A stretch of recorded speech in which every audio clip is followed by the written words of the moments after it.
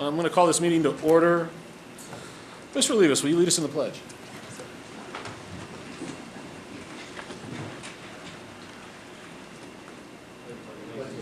To the flag of the United States of America and to the republic for which it stands, one nation, under God, indivisible, with liberty and justice for all.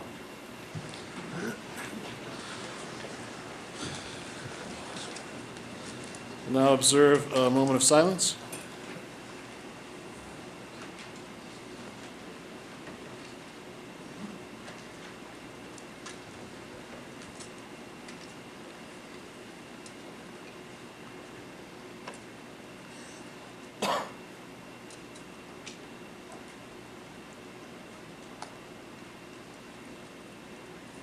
Madam Secretary, will you call the roll, please? For the Reno City Council, Shivi. Breckus. Zadra. Here. Delgado. Dorch. Here. Jardin. Absent. Cashel. Absent. For the Reno Planning Commission, Weisky. Here. Kaufman. Here. Woosley. Here. Olivas. Here. Reno. Here. Stapleton. Taylor. Here. Okay. Do we have to take separate motions on each of these items? Is that right, Jen? So separate from each entity? Each body? Okay, so can I get a motion to approve the agenda from the City Council? Joint meeting. Got a motion and a second. All those in favor say aye. Aye. Opposed? Motion carries unanimously. Oh, sorry, I crossed it out. Do we have any public comment cards? No, we don't. We do not. See, I did do it.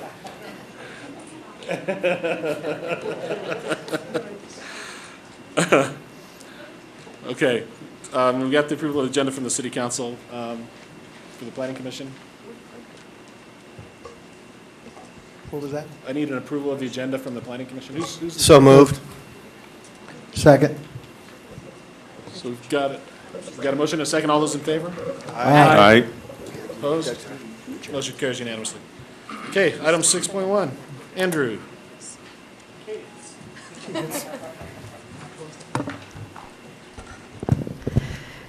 Good afternoon, Mr. Vice Mayor, members of the City Council, Mr. City Manager, and Planning Commissioners. For the record, my name is Cadence Matievich, Assistant City Manager.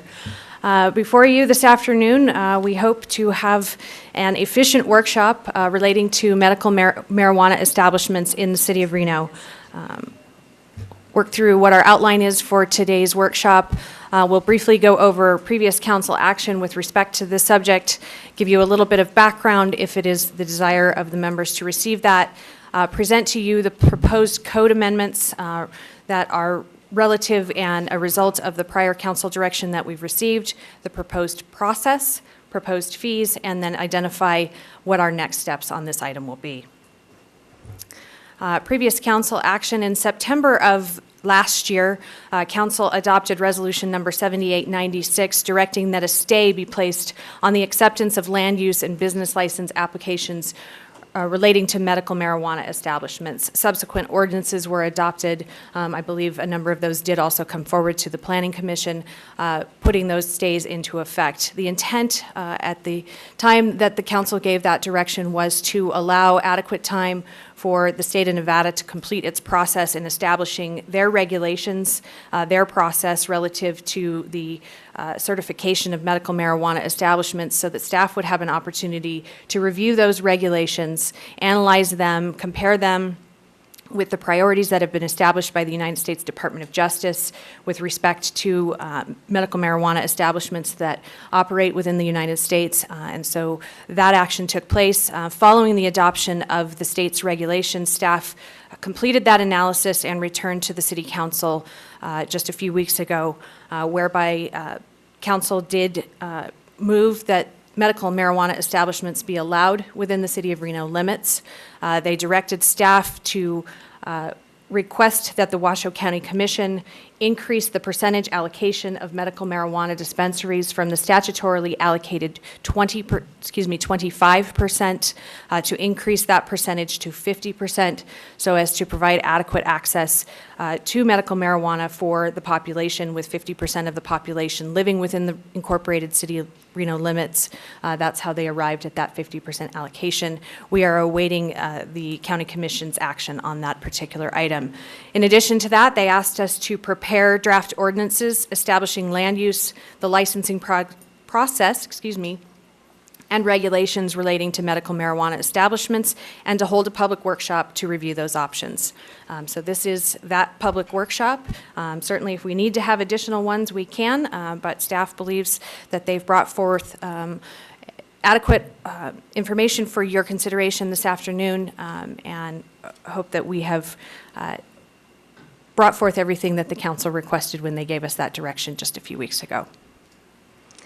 We'll be requesting certain input from you today. We're going to be requesting input relative to land use, the process, zoning districts where medical marijuana establishments would be allowed, any direction that you wish to give as to respect to a residential buffer, hours of operations, and the fee. We'll also be looking for your input on business licenses, the process, and the fees. And also what we have recommended would be a performance agreement that would be entered into between the city and each certificate holder for medical marijuana establishments, what the process would be for those performance agreements, any minimum criteria or deal points, if you will, and then the application fee for such an agreement. Mr. Vice Mayor, if it's your desire, I can go through the background. I know that the council has received a lot of this. I know that the Planning Commission did receive some of it when you reviewed this item for the prior amendments to Title 18, so I don't wish to belabor this issue if it's unnecessary, but we have provided some slides if you feel that it's necessary. Yeah, it's probably not necessary, but people might have questions at the end, so. Very good. Then I will skip through those. All right, I think for the purposes of discussion this afternoon, it's important to point out that their state law creates 4 types of medical marijuana establishments. That's a cultivation facility, a dispensary, a production facility, and an independent testing laboratory. So as you move through the various items that we'll be seeking your direction on, these definitions will be important. There are subtle nuances between them. Staff can provide additional information, but generally when we talk about what we refer to in slang as MMEs, we're referring to any one of these where there are specifics for the particular type. That particular information will be called out. The process that the council directed that we bring further develop and bring back for consideration today is really outlined here. Essentially, an operator would start with the state of Nevada. They would obtain their state of Nevada business license, their Department of Taxation registration, their fictitious firm name, workers' compensation insurance if they were going to have any employees. At that point, they would need to come to the city of Reno and obtain a zoning verification letter from our Community Development Department. And essentially what that letter says is that the location of the proposed medical marijuana establishment is not disqualified from use under the state statutes. The statutes has some baseline limitations, and in fact, this council may, by ordinance, place some additional restrictions on those, certain zoning, certain spacing. What that verification letter would say is that the proposed location is in accordance with all of those limitations. Not necessarily an approval to operate at that location, simply says they're not submitting an application for a location that would be disqualified. At that point, the applicant would proceed to the State Health Division. That zoning verification letter would be a component of the full application that the proposed operator would submit to the State Health Division. They would proceed through the state's merit-based process to obtain a provisional certificate. The state has a 90-day process to complete that review and render a decision. As we advised the City Council, following the state's adoption of those regulations, our recommendation has been that the city defer to the state's merit-based process.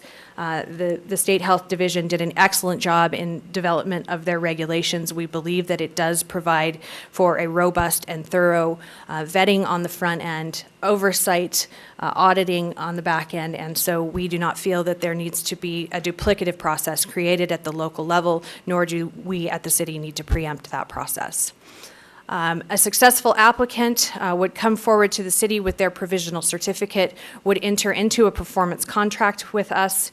That contract would come forward to the city council for approval, and then at such time that the performance contract has been executed, the operator would be eligible to apply for an annual privilege license from the city of Reno, which would start the typical agency review process with zoning, building, fire, health, environmental control, at which point it would come forward to the city council for approval as a privileged business license.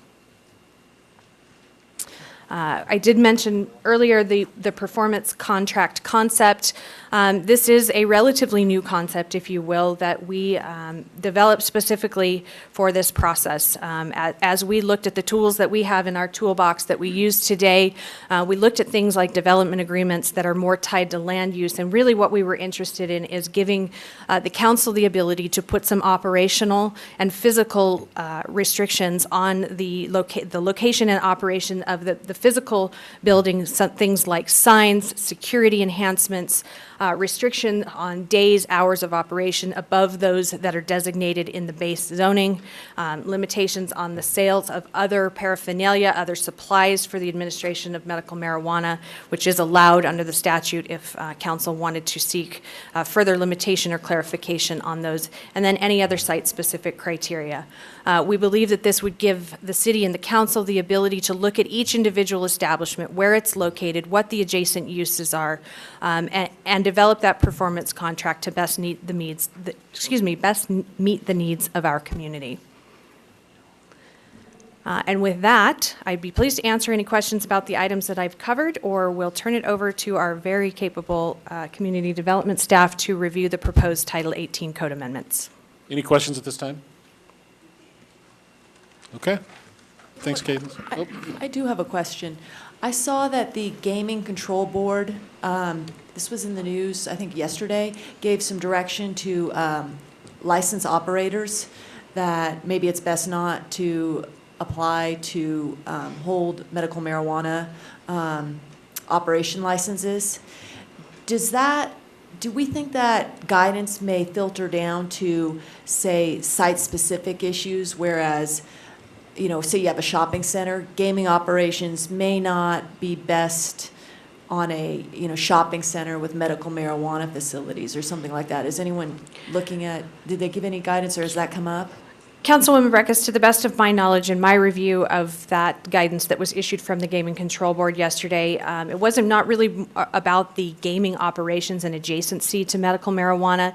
It was really about the conflict that exists between federal law and our state law, other state laws, with respect to the fact that marijuana is still a Schedule I controlled substance, and that engaging in the business of it would be breaking federal law, concerned with operators of gaming establishments, holders of gaming licenses being in violation of federal law, what additional oversight or perhaps concern there might be raised with those operators. So I don't believe that it was specific to the uses, but rather the ownership and what that federal scrutiny would bring. Anything else? Thank you.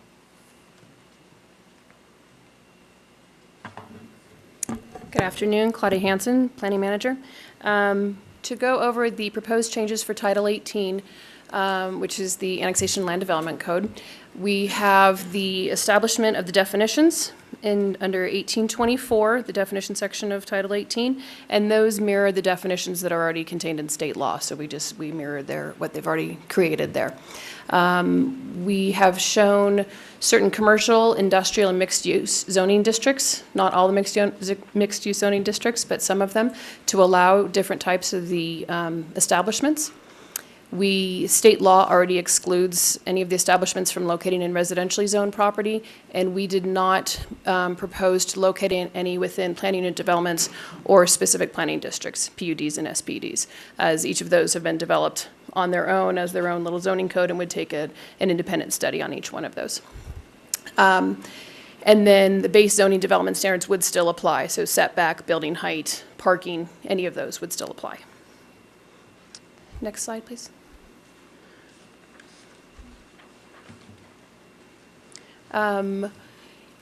In Title 18, we have the land use table, which I'll get to in just a minute, identifying the zoning districts where they would be allowed. In association with those, with the land use table, there are additional regulations in which we have proposed a 300-foot buffer from residentially zoned property. And any spacing will be required to be shown by a licensed surveyor. We have recommended that the spacing requirement be from property line to property line. I believe state law states front door of the establishment to property line of the protected land use. For more consistent measuring and ease of measuring, it's really simpler to do from property line to property line. If you're doing it from front door, you can take a number of different routes, so it's simpler if you do property line to property line, and cleaner to do it that way as well. And we also have, under the additional regulations, proposed hours of operation. Staff would recommend that those are not included in the ordinance, and the hours of operation are covered under the performance agreement that was discussed earlier. They would be site-specific, so depending if it was, we had typical business hours, 9 to 5 or 8 to 6, and it should really be looked at on a case-by-case, depending on the neighborhood, on where the facility may be located. Next slide. This is the a summary of the land use table, the land use or the zoning districts on the left, AC and CC, arterial commercial and community commercial. The primary commercial zones, we did not propose to include NC, neighborhood commercial, as that is often located right in the middle or next to residential zoning districts, which would, in most cases, already be excluded by the 300-foot buffer. The 3 industrial districts for the labs, production and cultivation facilities. And then, as you can see, a variety of the mixed-use zoning districts in downtown, entertainment for the dispensaries, Keystone District for dispensaries, Wells District for dispensaries, Redfield Regional Center for all 3 except for cultivation, Redfield Regional Center commercial academic and all 3 other than cultivation, the Redfield Regional Center industrial, all 3 other than dispensaries, Medical Regional Center, all 3 other than cultivation, Western Gateway, all 4, North Virginia Transit Corridor, all 4, South Virginia Transit Corridor, all 4, West 4th Street Transit Corridor, all 4, and the East 4th Street Transit Corridor, all 3 other than dispensaries. So that is really the extent of the Title 18 proposed changes, with the 3 changes of, we would recommend removing the hours of operation and then that be handled on performance agreements, so we can look at it on a case-by-case basis. It gives council a little bit more flexibility as you're looking at each individual application. To specify that the spacing requirements are measured from property line to property line, not from front door. And also we ask that if this moves forward, that it would happen later tonight with the Planning Commission, that you move forward with a recommendation to lift the stay on the acceptance of applications. With that, we will move to the Title V changes, and I will turn that over to Mr. Chong.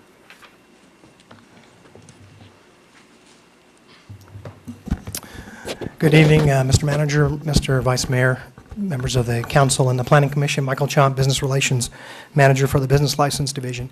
I'm going to go through the Title V as you've heard there. I don't want to be redundant on some of what we have in each of these sections, but we are proposing a new chapter in Title V, which is our Privileged License Code. This is typically the code where you'll find alcohol, secondhand dealers, tow companies, things of that nature in this particular section of the license code. I'm proposing changes. Actually, this is a whole new section, Chapter 521, Medical Marijuana Establishments. In this chapter, I've added some findings, the purpose and short title, and definitions. And again, these definitions will mirror what's in state law and a little bit of what is in zoning code. The license requirements, the renewals, the distance restrictions. In Title V, right now, we have proposed that there be distance not only from residential, but from community facilities, and that is also identified or defined in here. So a community facility would be, it could be a daycare center, it could be a sports facility, any type of facility that the community would gather in. Also looking at regulations on the waste disposal, this was a concern that if there's leftover marijuana, how would we dispose of it, and the proper channels to take. So that's been included. The display of the merchandise that is not seen from the outside of the dispensary. On-site use prohibited. We probably thought it was a bad idea to use the product on-site. Revocation of the license. Again, the license holder has to have a certificate from the state Health Division. If they do not maintain that, we would have the ability to revoke that license without a hearing. Hours of operation, we've changed a little bit on the hours of operation. Staff has had some conversations about allowing the normal operation or hours of operation that are zoned for a particular land use. So, in the city, it's 6 to 11 p.m. in most areas.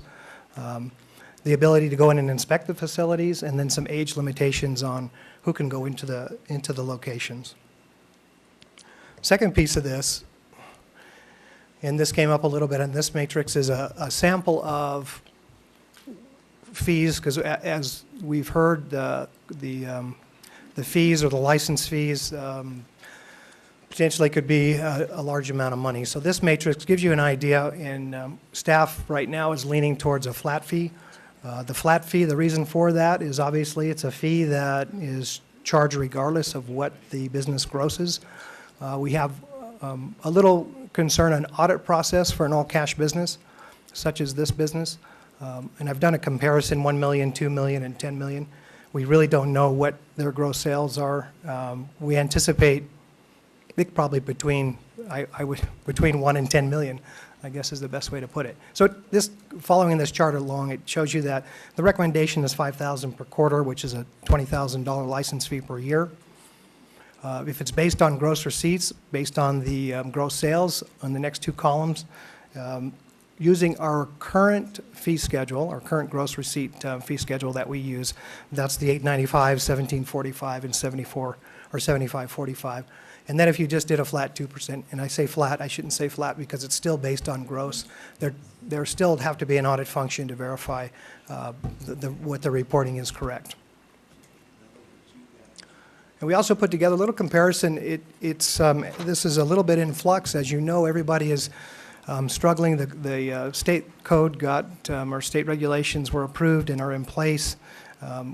All the local jurisdictions are struggling to get their regulations in place. We've had a lot of conversations between jurisdictions, and you'll see on this one here that most of them have not decided exactly what they're going to charge. Washoe County is currently going to use their existing schedule, which is $75 a year for a business license. My understanding is the commission is going to re-examine that fee at a later date. Sparks is still trying to determine what they're going to do. And then in addition to these fees, the application fee that we're presenting or proposing in the current draft is 2 times the cost of the license. So this is something that we use for our alcohol licenses, which means that it would be $40,000 for an application fee based on the $5,000 per quarter or $20,000 per year flat license fee. So with that, again, the input that's being requested, it's similar to what Cadence went over. I don't know if anybody else has anything to add, but I think we'll stand down and wait for questions. Okay, thank you. Before we go to questions, I do have one person from the public that wanted to speak. Frederick Ellis. Yeah. Please come up to the microphone. Thank you. Appreciate it. Absolutely. I'm Frederick Ellis. I'm 78 years old. I have an MBA. I'm a member of Trinity Episcopal Church and go almost every Sunday with my stepsons and daughters.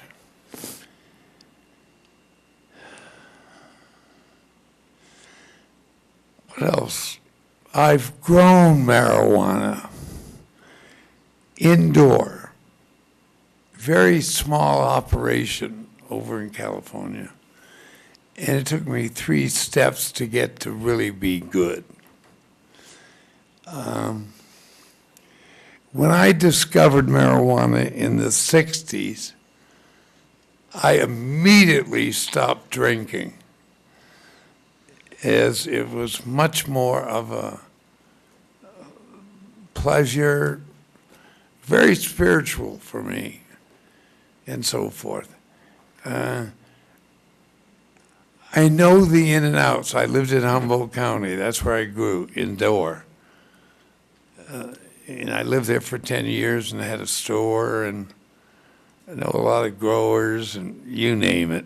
Know the whole field. Lived in Oakland, Berkeley. I ran the McGovern campaign in Berkeley, so that makes me a Democrat and a hardcore left-wing Democrat. I want to say that I know you got to go through all this stuff, but I more or less look at it should be like licensing somebody to manufacture alcohol, which is going on, you know, beer and craft beers and a liquor store. I do not think you should make such a big deal out of it.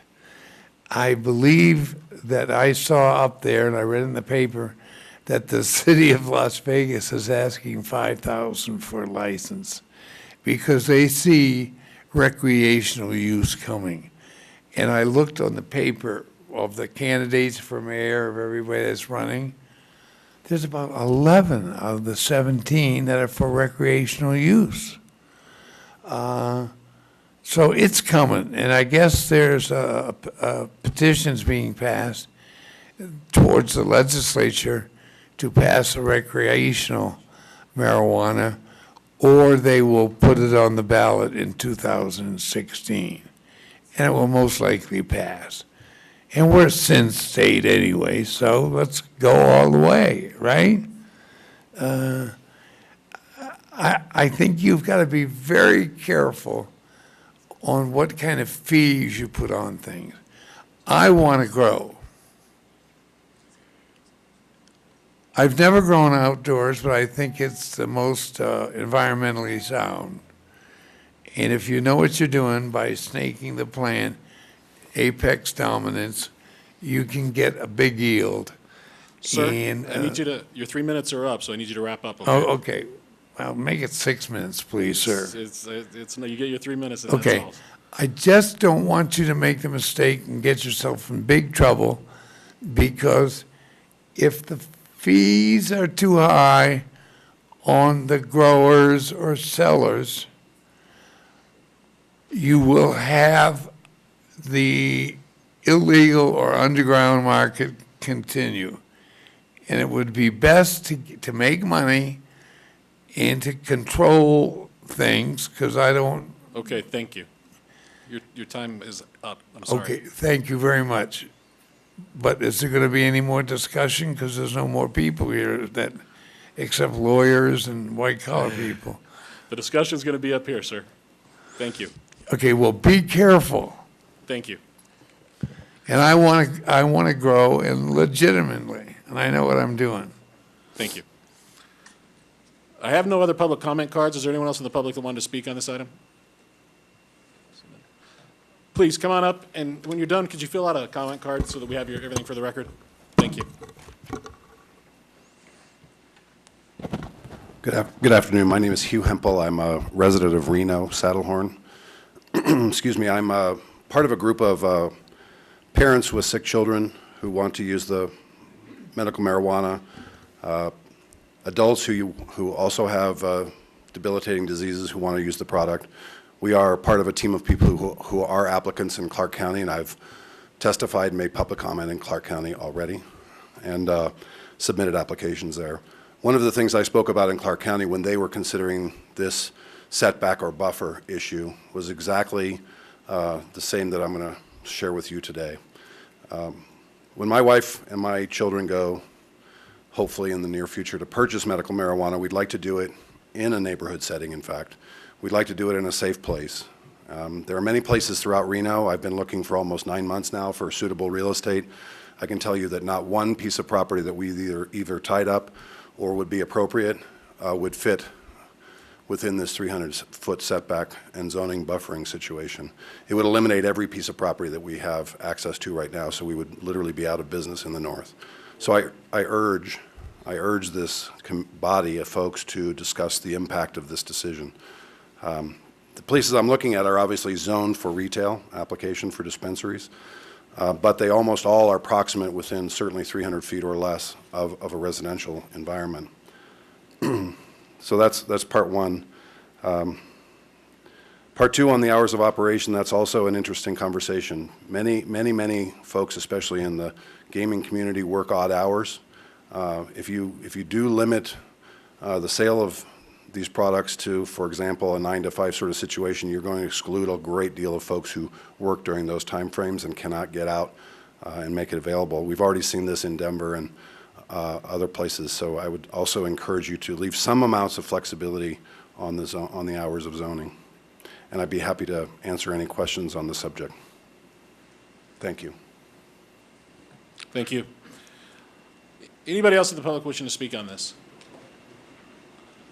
Seeing none, I'll bring it back to the table for questions. Anybody? Yeah, Doug Coppin. I guess it's for Claudia. Claudia, is there a limit on the dispensaries or for the city? In other words, is there, I think at one time I heard that they were going to have a certain number. Is there no limit, or is there how many dispensaries can be in the city, or? Currently, it would be 2, and then council has asked us to go to Washoe County and request it to go up to 5, I believe. Okay. It's 10 in the county, and then it's at 2 right now, and council asked to go to the county to ask it to go to 5. And it's the county's discretion. I don't think there's a cap other than their 10 cap. Correct. But it's completely their discretion on how many they want to have, how many they want to give Sparks. I think they have to give Sparks 2 also. And Yes. so.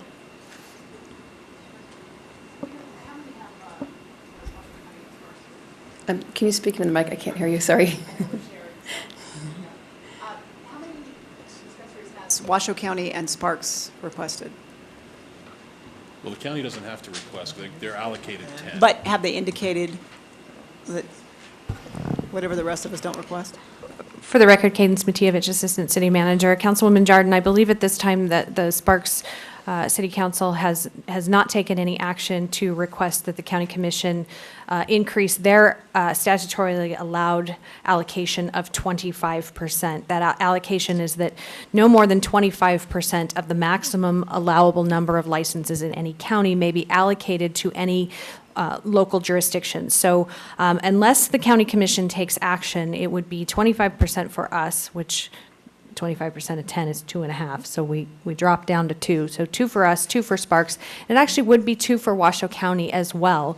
There are other local government jurisdictions in, Verdi Township, Incline Village, those things, but because they don't have governing bodies and processes around it, the County Commission would actually have to take action to increase the total allowance in the unincorporated area as well to be above 25%. So right now, until they take any further action, the maximum number of dispensaries would be 6.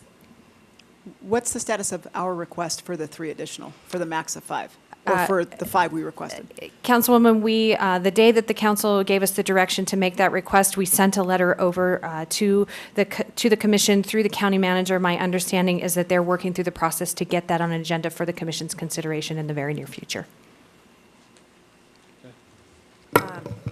Let's see, Ms. Hanson, those provisions about a surveyor, have you talked to a surveyor about that? I've been working with a surveyor lately, and they do certain things. They do record of surveying, they do closure.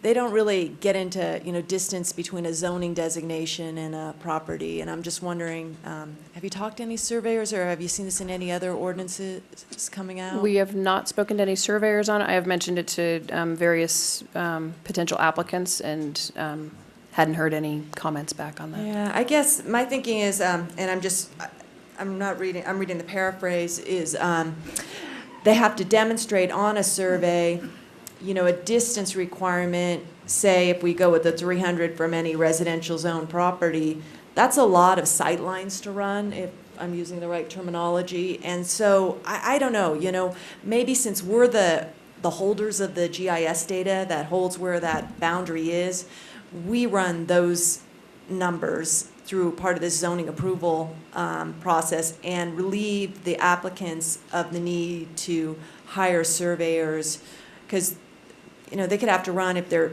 in one location, run 5 different surveys for 5 different properties and demonstrate all that, and it just seems a little overkill. And you're a surveyor, right? So I'll address this. I'm an engineer. Yeah, for surveying, they do ALTA surveys all the time, and ALTA surveys have to do with property lines and so forth. This isn't a big deal to run a couple property lines around, and it's better than the GIS information. The GIS is not accurate. It could be off by 10% maybe. And so if we have a stipulation of 300 feet, it needs to be surveyed by a licensed surveyor. And it can be done pretty cheap, I think. I don't think it'd be a huge cost to them. Okay. And I'll accept that from someone with more expertise than I do. I guess Mr. Hempel's point about not having a lot of locations, I've had that concern myself, and that's why when we came to the council, I talked about looking in the plan unit developments. And as we all know, and the planning commissioners have a PUD before you where it referenced the master developer, did you have any conversations with any of the master developers still in existence and about, the interest in the PUDs, the ability to bring those into PUDs? We haven't at this point. That would be an extensive exercise in contacting finding out if we still have the master developers and having those meetings. It's something we can look into in the future, but at this time, for this first phase, I would say, we recommended not going to the PUDs and SPDs at this time. Yeah, and I get that. I'm a little concerned that maybe there's not enough property out there to meet the needs. And I don't know, maybe if we don't hear the public testimony, we don't hear the public testimony on that. Thank you, Mr. Chair. Fred Trinier, Community Development Director. And we actually ran analysis to see with or without the 300-foot buffer, how many acres would be available. And without the buffer, there's approximately 6,142 acres within the city. And that's without the buffer. And so with the 300-foot buffer from residentially zoned property, that's 5,788 acres. So it's about roughly a couple 100 acre difference between the two. Why'd you pick the residential buffer rather than just go with our straight provision in our code related to special use permits for residential adjacency, shared property lines? Well, actually, it was through this process with the city council that we heard a variety of recommendations. One was a 300-foot buffer. The other one was about the residential adjacency. But from staff's perspective, we're trying to move away from the entitlement, having a land use entitlement on a property. That is something we could consider as a residential adjacency. Again, through this workshop, we're soliciting input from the Planning Commission and the City Council regarding what should be considered as part of it. I get that. I just think that, it's a prohibition versus the special use permit process that, could provide more opportunity. And one last question, if I may. I see that the council initiated recently an amendment to the downtown regional plan, the Wells Avenue area for distribution and warehouse. And so we're re-looking at the downtown plan area, but then you prohibited in the districts for the downtown plan areas, the testing, production, and cultivation facilities in the entertainment, Keystone, and the Wells area. And I was just wondering about what the rationale from that was, and just really trying to see if we have the land use opportunities available for people who want to go out onto these, into these businesses. And the rationale, Fred Trenier, Community Development Director, the rationale is that we looked at state law and what state law allows. State law specifically says industrial and commercial uses. We did bring to the City Council a consideration of certain mixed-use zoning districts. In the past, the city has zoned a lot of property mixed use based on our transit corridors and our regional centers. So we looked at what would be the most appropriate areas within our mixed-use zoning district for, say, dispensaries and cultivation. Again, as part of this process, we're soliciting input from the City Council and from the Planning Commission regarding appropriate areas. I did hear just right before I walked into this meeting about the Valley Road area around the university for consideration for a cultivation facility. And if I may, I'm sorry, I don't want to dominate, but what about the RTIA area, the airport? Because that's pretty industrial, and I see that not on the list at all. I'm looking at Claudia to see what that rationale was. The RTIA is going to also has that provision in it for the IC uses. So it has, you can develop under the IC zoning standards, or you can develop under the MU zoning standards. So the IC would be Okay. included on on the portions of those that aren't airport property. Okay, so you didn't feel you needed to drop it into the amendment because it's already covered It's in the already straight zoning? included in Okay. there, right?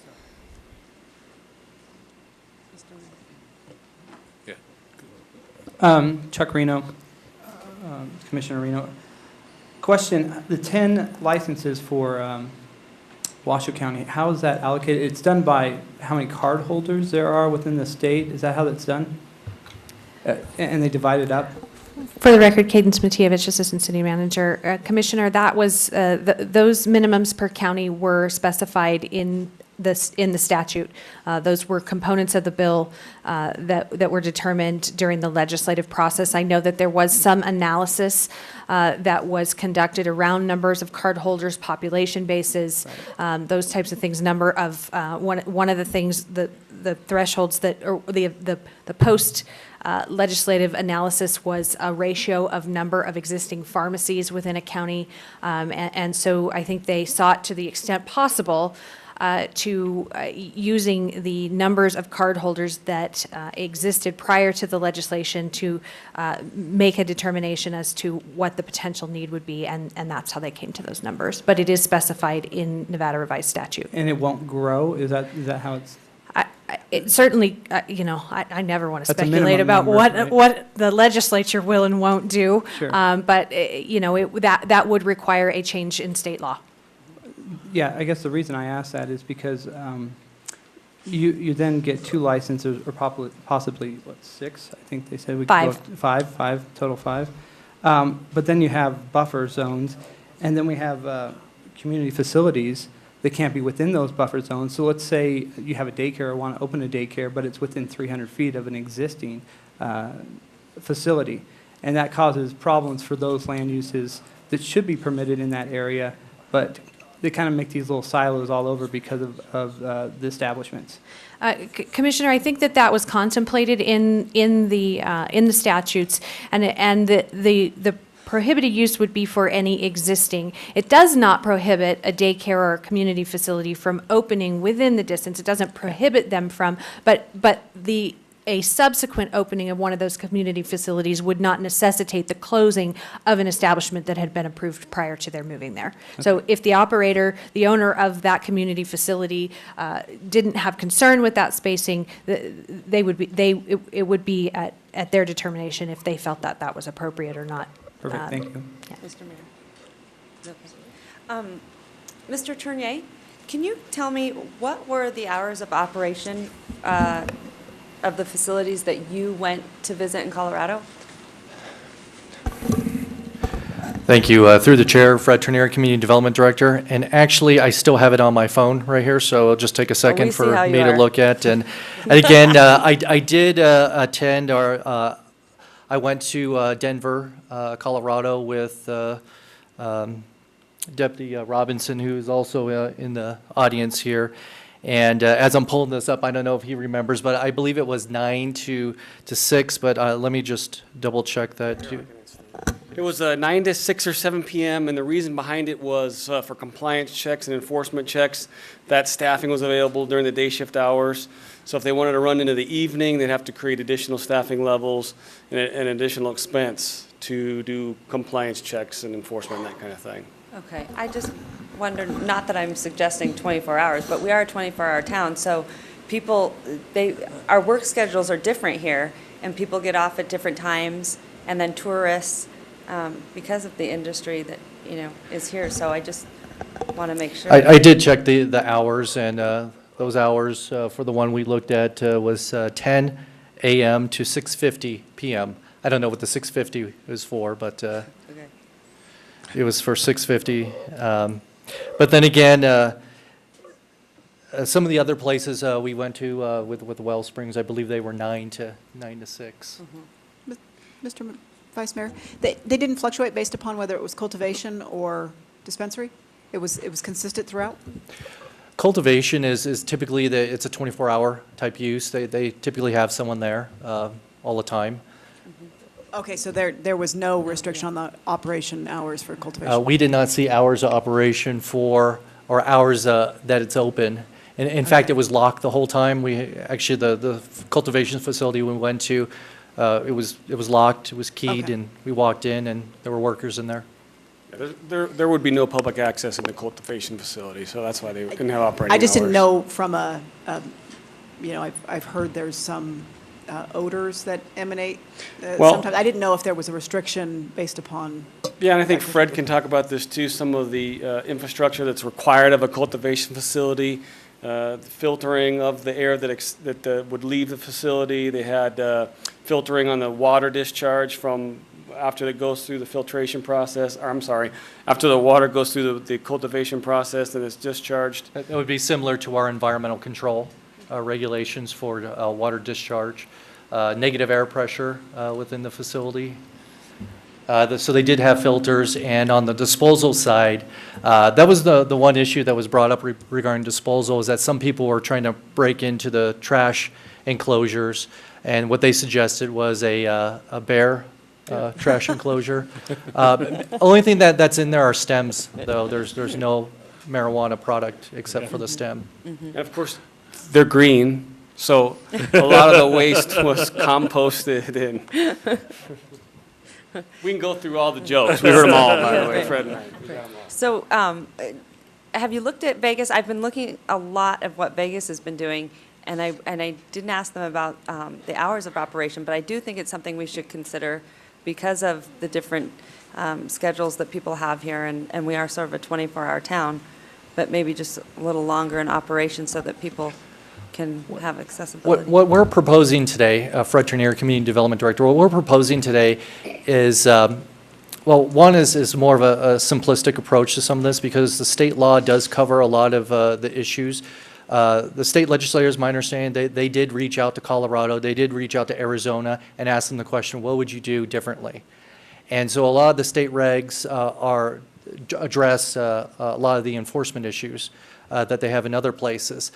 And what we're proposing is that the base zoning become the hours of operation. And then through a performance agreement that comes before the city council can determine based on the site, if it's in the northwest, if it's down in the south, or in the downtown, what the appropriate hours of operation can be. Okay. Can I just, Your Honor, can I make a comment about hours of operation? Sorry. When you're considering hours of operation, please also take into consideration compliance checks and that kind of thing. We are kind of entertaining using the CSAS model. You're all familiar with our CSAS model to do our own compliance checks within the city. Obviously, the State Department of Health is supposed to create a compliance arm of their division to monitor these facilities, but we also have the authority to do that as well from a city level. So perhaps some of the licensing expenses or fees that we charge, we could use for funding CSAS operations. So if you wanted to go later in the night, if you wanted to allow the MMEs to go later in the evening, we would probably need some funding to staff those CSAS operations later in the day. I did close the public comment portion, but I had someone submit one, so I'm going to invite him up to speak. David Ward.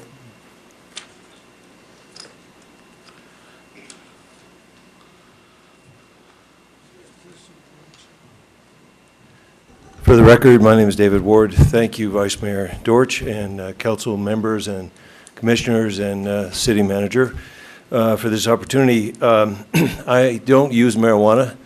I haven't for about 40 years, I think. But I do have a son who was born with severe seizure disorder. And when he was about a year old, the seizures got so bad that he had grand mal seizures that would not be controlled for continuous periods of time as long as 48 hours. And as a parent, it was just heartbreaking. And at that time, the medicines that we went through, a whole series of legal medicines to try to control it. And eventually, before he was 2 years old, we got them fairly well under control with a legal drug.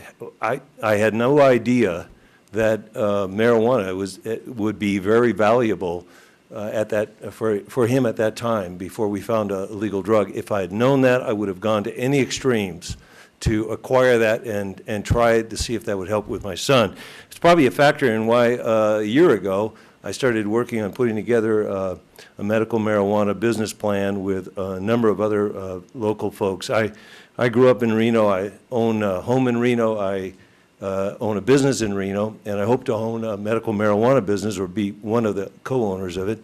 And a couple of things that came up today are somewhat of concern. I want to give you my perspective. I had the opportunity about 2 weeks ago to visit Arizona Organics, which is the facility, both the grow facility and the dispensary in Phoenix, that was visited by many of the Nevada legislators before they crafted the bill. It's a very, very professional organization.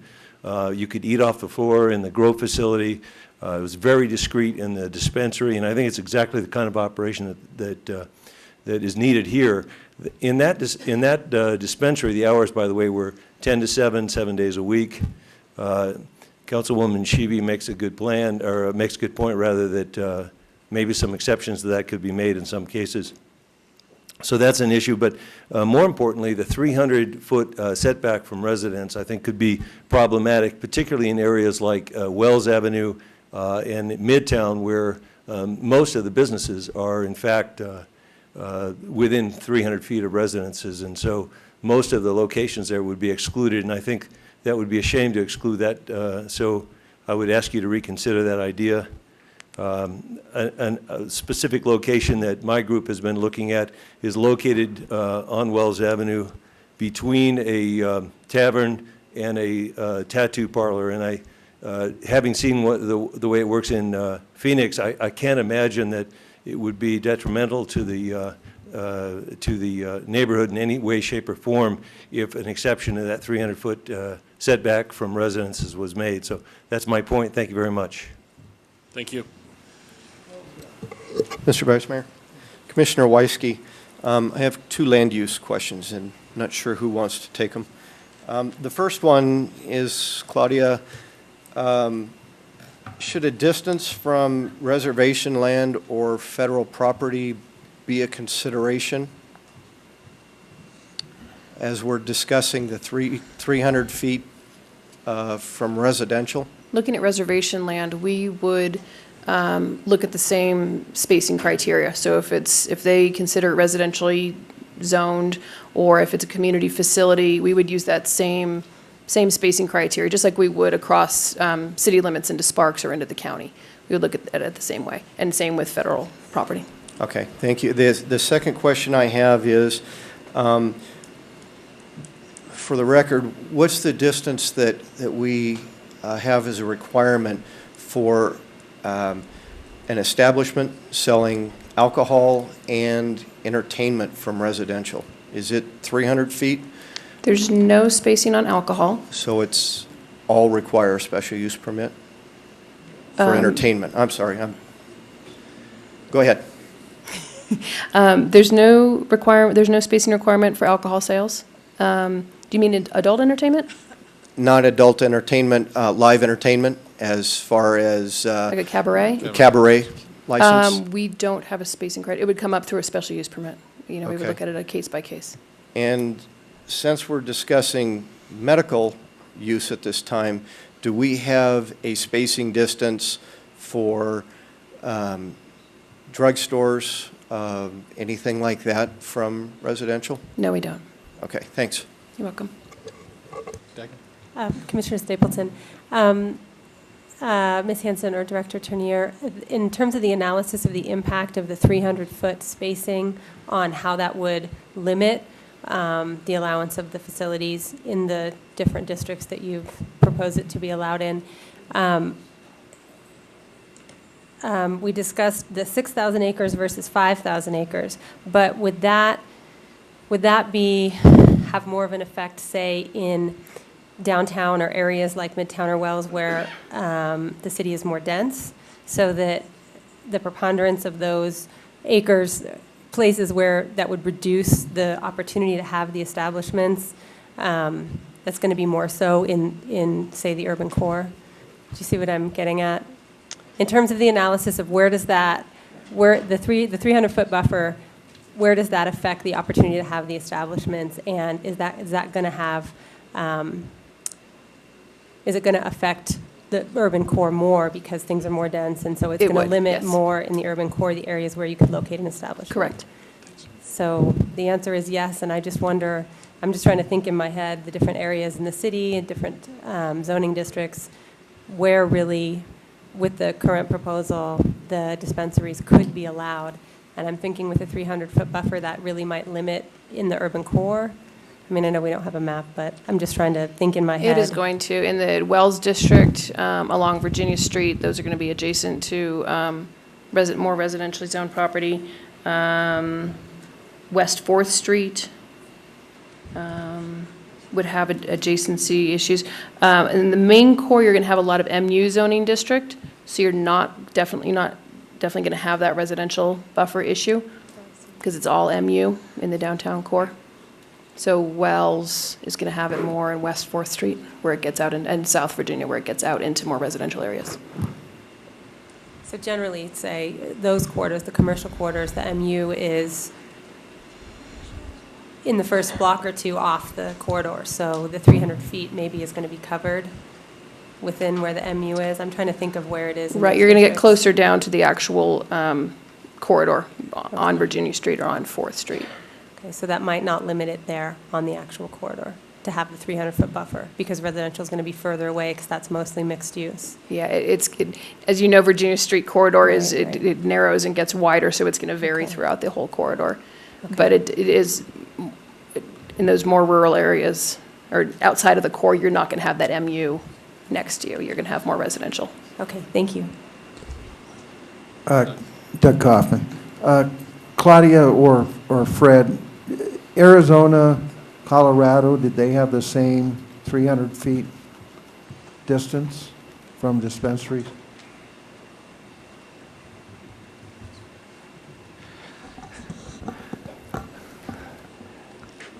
None, the Fred Trenier, Community Development Director, none that we noticed. When we did, we drove around Denver to different places. Primarily the dispensaries were along the commercial corridors, so along the arterial streets, and also within kind of a mixed-use industrial commercial areas. And the cultivation facility was actually within an older industrial area that was kind of buffered between a major arterial, the railroad, and there was actually a mix of housing back there. The zoning could have been industrial, but there were housing uses within that area. We could not tell on the cultivation whether it was manufacturing or that there were cultivating in there. Yeah, but mainly dispensaries. Is that, I mean, were they within 300 feet of housing, or? They were. They were one block, essentially one block off of from residential neighborhoods, bungalows. Thank you. I have a question. With regards to the the locations of these, are we coordinating with Washoe County and Sparks as to their locations? Because here's what I'm envisioning is we have a number of restrictions on the location, and accessibility to me is key and what should drive the locations to its core. But, you know, do you want to have one that's on the boundary line of Sparks that ends up being, 200 feet away from Reno? And is that going to hurt the business model that they're trying to? I have some concerns about the 300 feet, and I think I have them more related to their location around medical facilities. And I think of, Northern Nevada Medical Center and or cancer centers and different things where those who are patients or have children that are being treated, having accessibility to this medicine in a more convenient fashion. Are we? We do share information. I know that Washoe County and us, we have been sharing business license information. It's a relatively small jurisdiction, so they're likely watching this right now. My understanding, and I'm looking to the team here, that the county and Sparks has not come up with a map or any specific areas that would see if there's a detriment on the buffer or not. But that's something to consider. If we had a use that was on the border between Sparks and Reno, how that would be interpreted by their administrator and the city of Sparks. Can I answer it a different way real quick? I know you have concerns about the spacing between residential and that kind of thing, but from a law enforcement point of view and based on some of the experience we had in Denver, we don't have a concern with the spacing. With the interactions we had with their law enforcement over there, they're not seeing a lot of issues caused by having the dispensary so close to residential. As you know, these aren't college stoners. These are professional people that are opening up a legitimate business that's legitimate, it's highly regulated. So from a law enforcement point of view, we're not concerned about it. And to quell some of our concerns, we wouldn't have a problem doing, the compliance checks that I think you would want us to do and enforcement operations too. And Mr. Mayor, how does this 300-foot buffer compare to Vegas? I don't know what Vegas is doing. I think we said they hadn't established it yet. It was in our prior report, and I think it. And in Denver, by the way, they started off years ago with medical before they got to recreational, and they literally had. But let's finish Vegas. Okay. In the report we had prior, which I should have brought down with me, they did have. In Vegas. Correct. I think I don't remember if it was Vegas or Henderson or the county, Clark, but there were indeed residential adjacency restrictions in comparing to the southern part of the state. Councilwoman Zadra, for the record, Cadence Matievich, the information that's been provided, and I would say it's been a very dynamic thing. As you heard earlier, local governments all across the state are working with this, and so, some are further along the process than others. At one point, my understanding is that the city of Las Vegas had considered a 300-foot residential adjacency requirement, but they did not adopt that. They did adopt a 660-foot residential adjacency buffer for cultivation facilities. I think I got that right. Clark County. Okay. And then, as it does specifically relate to Colorado, who recently also approved recreational, of the facilities that you looked at, or maybe you know the total number, how many have side-by-side, medical on one side and recreational on outside? There are quite a few, and their only requirement is there's an age restriction. So if you're going to enter into the recreational business, you can't serve a certain age group for the medical side. And then you have to partition off your establishment too. So on one side of the store, you'd pay the extra tax. On the other side of the store, you would show your medical marijuana card. And so they have their recreational dispensaries with no residential buffering? No, and the way they did it, 10 years ago when they started this, that they had very few zoning restrictions, and Fred and I literally saw them from one block to the next. They were, on top of each other, so to speak, in some areas. And then as they matured and they learned more about the industry, they started adding some more zoning restrictions, and now they're kind of more thought out where they're placed, or where they're allowed to be placed. But you literally, where's Fred? The area we thought most of was Midtown District. We saw a lot of areas that reminded us of Midtown, where you had a storefront, and literally behind it you'd have residential, and then the revitalization that was occurring also reminded us of Midtown also. Okay. Any other questions? Mr. Vice Mayor, could you go into brief detail about a compliance check? Does this happen during hours of operation, and what is involved? There's a couple of different ways to do it. The state is obviously creating a compliance board, a compliance arm from the health department, health division, and they would go in and do what you would think a health department inspection check would be. Cleanliness, is everything stored the way it's supposed to be stored? Do they have the proper lighting? Do they have the proper fire extinguishers? Those kind of things. And then what we envision we could do, and what in Denver they had a medical marijuana enforcement division that did, for lack of a better term, sting operations, like we would do for alcohol compliance checks. Where currently we would send an underage buyer into an establishment to see if they would sell. We could certainly do something like that here in Reno. So during your regular compliance checks, that's during hours of operation, normal hours? Right, as well? yes, sir. Okay, thank you very much. Mr. Mayor. Certainly. On the application process, I think it's important to look at who these LLCs are and make sure that we list the stakeholders. Did you look at the application, what they had in Colorado?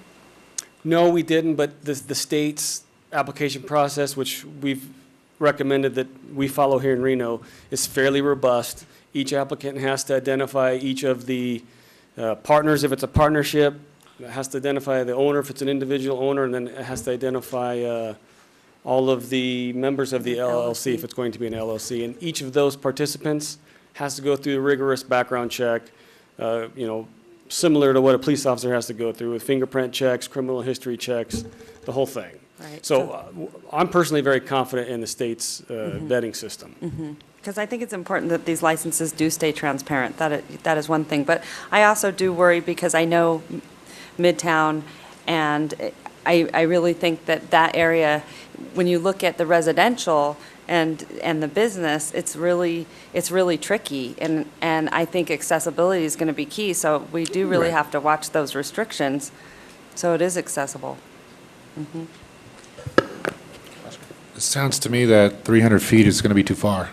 So I was wondering amongst ourselves if we want to talk about a different Right, that's what I was going to. between the two, or If hear there were recommendations questions, we from could that. come back to discussion amongst us, and because we're the ones providing the direction. We don't have to go with any buffer if we don't want. I think that's what staff's looking for. Is they're presenting this kind of blueprint for us, and any changes we want to make, we can make them now, so that they know what to move forward with. So. Well, and I guess if we could get a real visual of what 150 versus 300 feet looks like, I'm not sure that. I guess from my standpoint, though, what's the rationale behind the buffering? What's the purpose of it? I mean, Jenny? okay. I would prefer to go with the standard provision that is very well established in our code, which is the special use permit for residential adjacency. So if you get into a scenario, which has been pretty much stripped out of the MU, but which does encompass a large part of land use. But if you get into, say, an AC parcel, and like I said, you match a property line up to a single family, that's where that protection comes in. Those of us who dealt with Gaslight this year, that was it's a hard adjacency And our code has always provided that protection. And I think it's a good one. I think people in the community know about it. Maybe someone here has an option on a property and they think, hey, I'm not going to go through the special use permit, so maybe, the timing won't work. So maybe then that throws out all the residential adjacency properties in the community, but it does open up a lot more than the 300 feet that they're proposing buffer, which I know we can survey, but I think is timely and cumbersome to do and provides too much distance. So that's what I would suggest. Other comments? Being that we only get 2 licenses, could you sort of look at the process before? I mean, it's not like we're going to have... Up to 5, I mean, depending on what the county does. But I think it's what's, No 2 businesses are alike. Yeah. This is very different. I mean, I think Jenny's proposing is that Yeah. we don't have a buffer, Right. other than if there's Residential adjacency issues. So only on the adjacency issues, we wouldn't have a buffer. We need to keep in mind the figures that, I think it was you, Fred, who gave it to us. It's a difference of 354 acres.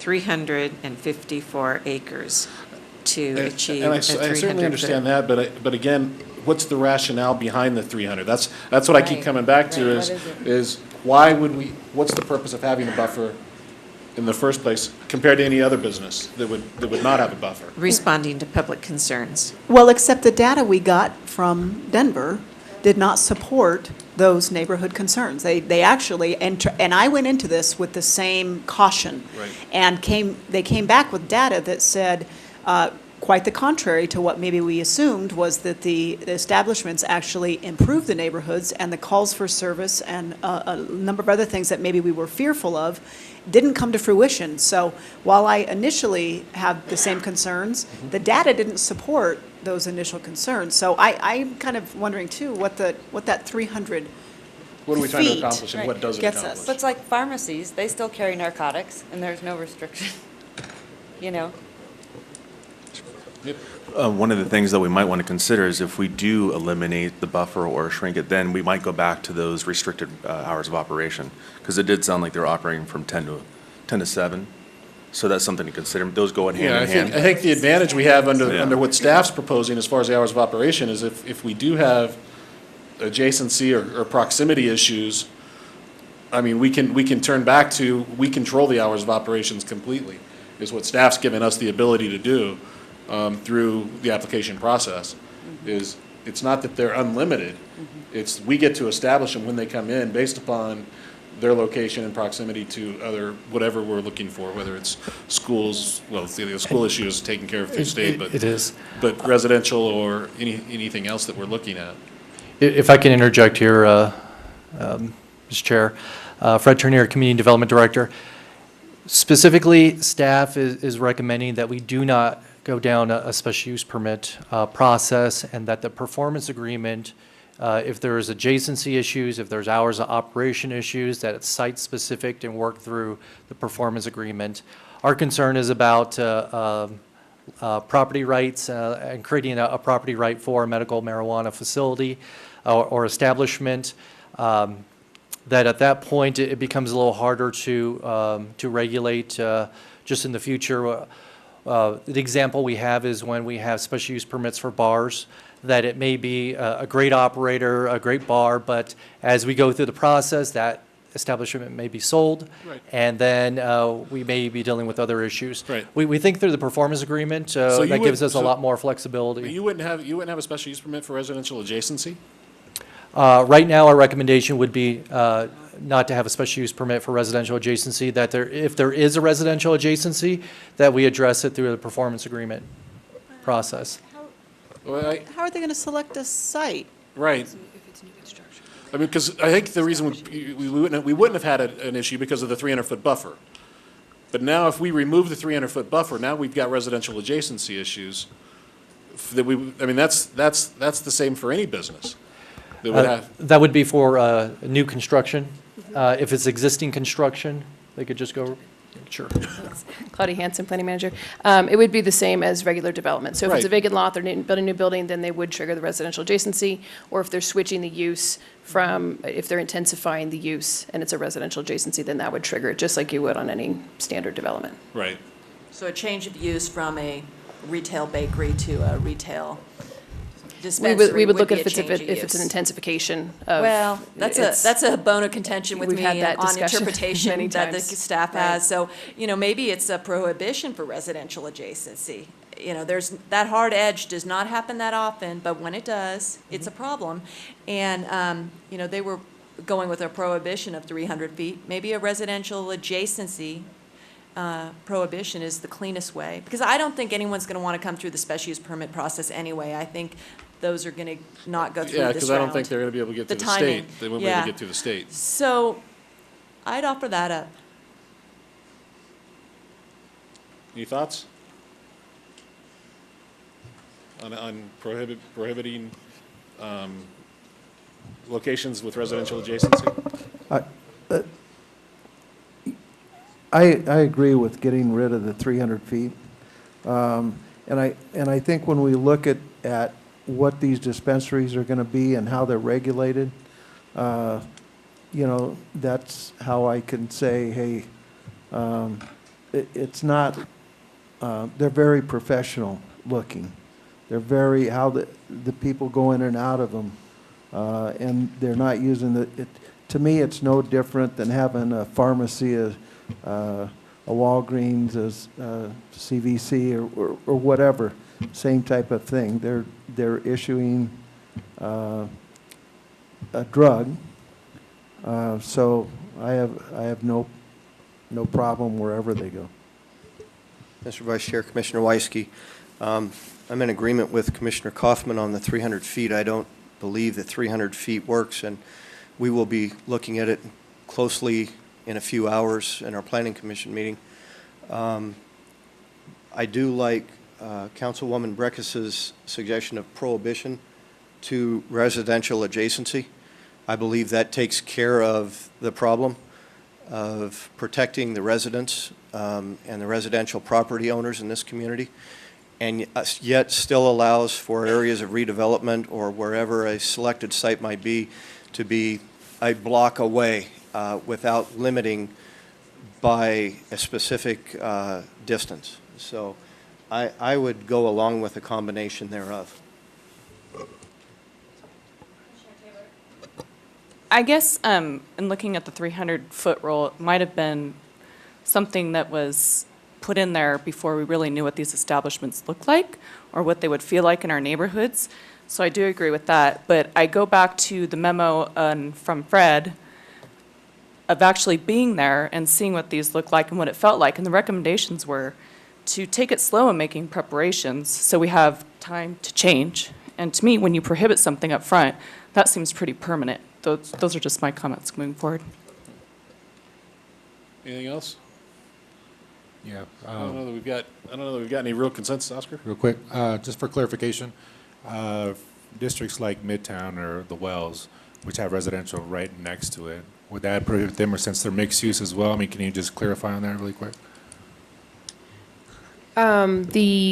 Well, it would be, Midtown actually isn't listed as an allowed area.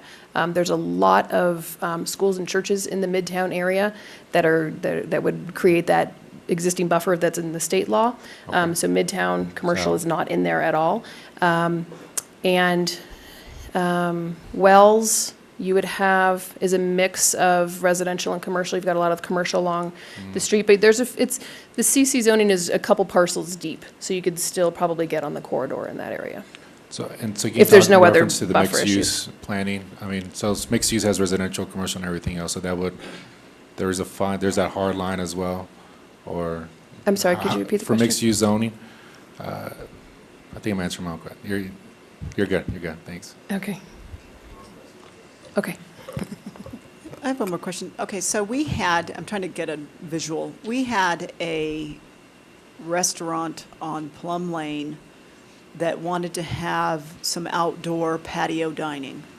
And that individual had to come to us I think through a special use permit, for that outdoor dining because there was apartments behind. So in this situation, were a dispensary to go in that location, it wouldn't be able to if we had a prohibition? They were in for a special use permit for 24-hour use. Because in the South Virginia corridor, you can only have 24 hours adjacent to Virginia Street, and they were a few parcels off of Virginia Street. So No, I that's thought what it had triggered something their to special do use with permit. the apartment complex behind them and them having issue with an outdoor dining facility. Right, and they had With the outdoor dining, that 24-hour was, use. it was, Okay, the I tw- thought- it was sorry, I thought it 24 hours was use. with That was the any- discussion, was about outdoor dining and the apartments being next door. The apartments, I can't remember, I think they're multifamily zoned, so that parcel in particular would not be allowed to be used for an establishment. Actually, I think they were in one of those plan areas, like that Plum Mill one, or that. The apartments, I can't remember what the Yeah. apartments were I'll give zoned. the example where I'm thinking about trying to provide the protection, and it's one we've seen too many times, is the Mayberry Barber, remember, there at Rayleigh's and all? And so, you know, that, we've got a few little corners there. We've got some older, single-family zoning that, you know, edges up to maybe, and that might even be neighborhood commercial, which is not allowing it. That's NC, But, that parcel. but there are those kind of edges. I mean, the Gaslight was a PUD industrial, and that's very rare. But going up Lakeside, maybe in there, there's not a whole lot, but I think a straight prohibition is, it might, I think it's a good one. I don't know, help me think of another example. Can you think of an ACCC combination? There might not be that many. There's, all the ones I keep thinking of, there's a school nearby, which would So- kick in the other buffer anyway, all the ones that I can think of. So if we didn't put the prohibition in, it would just revert to what the adjacency default reading is anyway, right? Right. Yeah. Correct. So the no factor then, yeah. Right. Okay. What's your pleasure? Mr. Vice Mayor, I have another question, if we still have time, please. And this might be for Candace. Or Cadence. Cadence, excuse me. I'll We get can it go- right. we can I'll find get- it, Candace. You need to come before us more often in Planning Commission, and I'll get it right. I apologize. No problem. One of the things that we're going to be looking at later this evening is hours of operation for land use. And we've heard from RPD this afternoon that there would be additional expense in them doing their checks of the operation. Is there, and yet we don't, City Council will deal with establishing fees.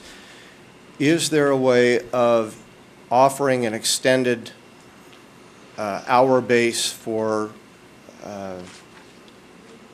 the use for distribution if a fee can be, an additional fee can be applied to it? In other words, if we at Planning Commission this evening say we feel it's reasonable to set the closing hours at 9 o'clock at night or 10 o'clock at night, if a business owner wanted to do that and they wanted to pay an annual fee for that, and I think of the special taxes paid by downtown for bicycle police, could something like that be established? Would that be considered legal by state law? For the record, Cadence Matievich, Commissioner, interesting question. We unfortunately have been without benefit of legal counsel on this issue because of some concerns that have been expressed by the legal community, some action taken by the State Bar, recent discussion at the Supreme Court. So I think my answer would be we would have to go back and look at that. I think what we have contemplated in trying to come up with something that would give the potential operators who I think are anxious about our process being in place in advance of the state initiating its process for their applications, that they're not going forward to the state and going through a lengthy, costly process with the state on a proposed location that doesn't have any hope of getting approved. And so I think the performance agreement, when we designed the performance agreement concept, it was intended to allow the council the discretion to look at each particular establishment and see what the factor, any factor that might be adjacency, other types of uses. Is it in an area that is regularly around special events that have crowds until late in the night? All of those things the council would be able to evaluate, and in that performance agreement have some ability to work with those hours of operation. So it's our recommendation at this time, different than what you see in the draft ordinance, that the ordinances, that the land use, the hours of operation be consistent with whatever the base zoning is. So whatever the hours of operation that are in the zoning for an industrial area, commercial area, MU, that be essentially the base, and that then individual property owners that either wish to come forward and request something different, or if we, in the evaluation process, observe something that we thought would necessitate a limitation on the number of hours, that we could do that on the backside. Thank you very much. You're welcome. Okay, so what you're looking for from us right now is input on the process, and what do you need exactly there? There it would just be that there, you didn't wish to give us any direction other than what we're proposing for the process. That's a zoning verification letter. I think council heard about that a little earlier at the council meeting. We're recommending a $500 fee for that zoning verification letter. Okay, so from what I'm hearing at the table, the only issue that in the land use section of input would be the residential buffer, and it sounds to me like everyone's okay with that 300-foot buffer going away. And I didn't really hear consensus on the residential adjacency. Only if. What's that? Only if there's the residential adjacency restriction. Restriction? Is everybody okay with the residential adjacency restriction? Yes. I think that's a good idea. Okay. And Mr. Vice Mayor, if I may I confirm that residential adjacency is residential zoning adjacency, not necessarily residential use? Yes. Thank you. Yes. Okay, so I think that would cover, Cadence, that would cover everything under the land use issue, I think, correct? I had it. Do you want a motion on that? Is that what you're looking for from the council? Mr. Vice Mayor, no, I mean, we don't need a motion. This is, because it's a workshop format, I think the intent was to have an opportunity for the council members and the planning commissioners who are on a little tighter timeline, to hear the thoughts of the council for all of you, so that as they move into their meeting this evening, where they potentially would be taking action, they would have had the opportunity to hear the thoughts of the council. And then under business license, Michael, you're looking for a process again, as you've kind of outlined it, correct? That's correct. Yeah, Michael John And for the record. so are business you license. looking for direction from us on fees tonight? On which type of schedule you'd like to go with? Again, staff is recommending the flat fee scenario versus a gross receipt scenario. So if you're in agreement with the license fees themselves, gives us something to work with going forward. I'm certainly in favor of flat fee, anything that has the word gross receipts next to it, I'm not a fan of. Any other discussion on that? And we've established those fees at what, Michael? I'm sorry. $5,000 per quarter right now for all the 4 types of facilities or establishments. So $20,000 a year. Mr. Chomp, can you put up that chart really quick? Yeah. Okay. Mr. Vice Mayor, if I may, I also want a point of clarification, that a business license would need to be issued for each establishment, so essentially each certificate. There's been some discussion about what's identified as a vertical integration, where you might have cultivation, dispensary, and an establishment all located in a single three would need location. license, though. All 3 would need licenses, and the fees would apply to each license. You know, my thinking is, well, first point of order, I'm not sure the Planning Commission, and I certainly respect the charge that you have, and it's covers under NRS 278, really gives the Planning Commission jurisdiction over business license issues.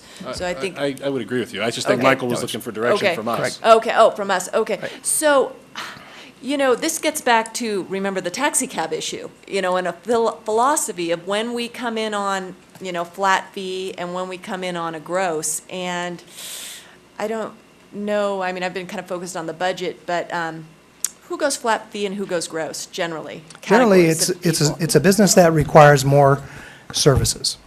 Flat fee. Alcohol, adult cabaret licenses. And what's the So, logic behind that?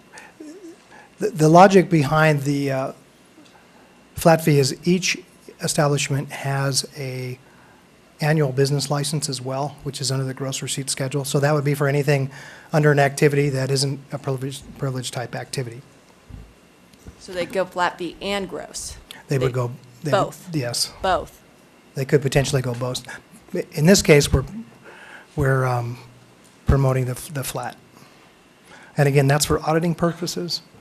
Again, you have a all-cash business at this point.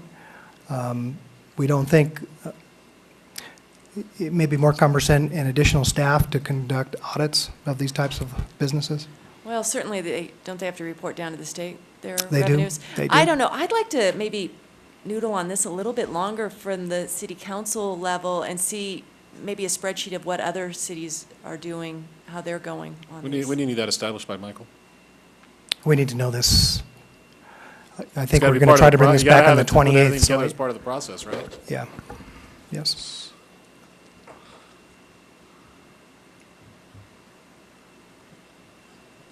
Any thoughts?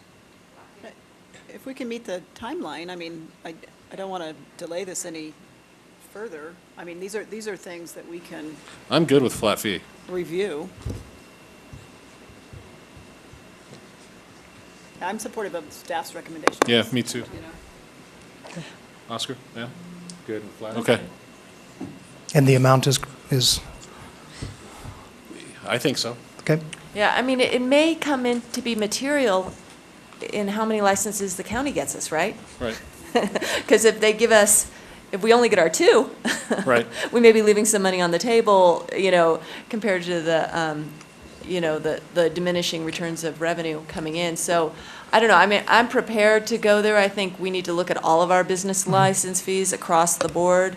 But if that's, Which is what I was saying, we can. always look at it, we look at it every this year. again. Okay. And just keeping one more point to keep in mind is that the state does regulate how we increase fees, existing fees. So we do have some cap issues. On the privilege license side, we do not. You mean We what's- have room in the cap for an increase in fees in the $6 million range. So there's a material issue involved in what you set your fees at, because you can only raise them so much. Exactly.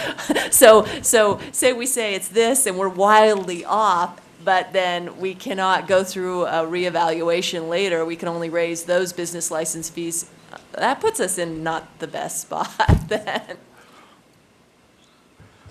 All right, thank you. Okay, so now we move on to the performance agreement. That's item 6.2, correct? So did we already cover that, pretty much? Yeah, Mr. Vice Mayor, we intended for the presentation to cover all of those items, and again, would just be Right. looking for general input on what you would like to see, if there's anything different that you would like to see from what we have proposed for the process, that the performance contract would have to be executed before a business license application could be submitted. I think that is to the benefit of the city and the benefit of the applicant, that they're not midway through negotiating a performance agreement would have paid the business license application fee, which is non-refundable. So we're trying to phase it so that the amounts that are paid to us are sequential and not parallel. And with the information that the Supreme Court ruled today, that we can get legal advice on this now, which Yeah, do we Councilwoman, I think just will had ramp someone, that up? someone lean over my shoulder and say that the Supreme Court did issue some advice on that. And so we, at council's direction, we do have a firm waiting and ready to assist us with that. And so, yes, we can get some additional guidance on the components that can be included in a performance agreement. But again, seeking any information that you want us to go in and evaluate minimum criteria, things like that we had up there, the hours of operation. Do I have it? Restriction on days, types, sizes and types of signage, those sorts of things. If there's anything that initially you wish to direct us that would be a minimum baseline, and then other things would come back that would be site-specific. Speaking with regards to the type and size of signage, I think we heard today about a billboard in Las Vegas that said, drreefer.com. drreefer.com or something. I mean, we're trying to move away. We've seen the taxi tops and trying to move away from some of the advertisements on those. What are our abilities to structure what type of size and content of signage? I mean, I'm assuming, or billboards or what have you. I mean, what ability do we have in this regard? Councilwoman, with respect to off-premises advertising, I don't think that the statutes have addressed that, and I would. It's a First Amendment issue, too. Yeah, I would look to other staff members. If you would indulge me for just a moment, and maybe you could ask some of the other questions. There actually are some provisions within state law about signage, provides that it must be discreet. Some of those other things which I can come back up and give you, or I can send you. If you want to take a second, I did have a couple other people submit forms to speak, and even though I have closed the public comment section, and I think, Rebecca, is your question answered? Yes. Okay. Joey Gilbert. Thank you, Vice Mayor Dorch. Thank you to the council for allowing this time. First and foremost, I want to start just really briefly by recognizing the staff. You state your name for the record, too, please. Joey Gilbert, sorry. Thank you. I want to recognize the staff and applaud what's been just a tremendous effort. This has been an incredible undertaking, and for someone that knows a thing or two about fighting, this has been one heck of a challenge. That being said, question I'm concerned with is regarding West Street corridor versus East 4th Street corridor. That's a tongue twister. I don't understand. I'm looking for some possible clarification. Perhaps it was overlooked, but what we don't get is it's allowing everything else besides a dispensary. The particular location, at the end of the day, I could go through a list of dozens of reasons related to the residence, location, safety, availability, accessibility to care, and whatnot. But what we're really looking for is it to be applied consistently with regards to the East 4th Street corridor. I believe it creates a problem, and as such it discriminates against those properties and property owners who want to participate in the medical marijuana industry. In addition, these are individuals, property owners that we've spoken to who are excited or would be excited from the foot traffic, the beefed up security, patrolling, the new life, vigor brought by the industry. And again, these are places where you're seeking medicine. And, when you see parents like Chris and Hugh Hempel speak, and Mr. Ward over here, where these dispensaries are located are going to be very important. Having access to medicine is having access to medicine. I know there's still the weed idea that's still out there. I mean, let's be real. That's what people are scared about. I don't know if you don't want to go down on East 4th Street corridor because there's other establishments or businesses down there. But as the data has pointed out, these problems that were maybe thought were going to be occurring in Denver haven't occurred. The data hasn't been there in terms of what the community felt. And so I'm just curious as why East 4th Street corridor is not available for a dispensary. You can certainly ask our staff that question. I'm not sure that's correct. It is correct. It is. Well, yeah, I have the same question then, because I was under the impression that East 4th Street was allowable. Claudia Hansen, Planning Manager. In East 4th Street, we do not have it listed to allow dispensaries. East 4th Street starts at Wells and goes to the Sparks city limits. So west of Wells would be in the Wells district of the DRRC. Looking at the East 4th Street area and being more consistent with the industrial areas, there's a lot of industrial uses down in that corridor, which is why we didn't bring it forward as for dispensaries in that area. Can you tell me what some of the adjacent properties or businesses are? I'm trying to get a visual of where it's prohibited. Use the boundary. So east of Wells is going to be, there's a large apartment complex with some retail down below it, and then the Ironworks place, I think, is east of Wells. There's a lot of auto businesses down there. Is that east of Wells? Okay, so there's, what is it? Is it Wilder? No. Not sure which one it is. Spice House? I think Spice House is down that direction. Okay, and Fantasy why, Girls. and why again Fantasy was it Girls. carved out? East 4th corridor is, has a lot of industrial uses in there. So trying to look at the dispensaries being more in the commercial areas and the other facilities, the labs, production and cultivation in the more industrial districts. We allowed those in there, but not the dispensaries. Being more of an industrial district rather than Where were we looking commercial. at putting the homeless shelter, the prior? Homeless shelter is in the Wells district.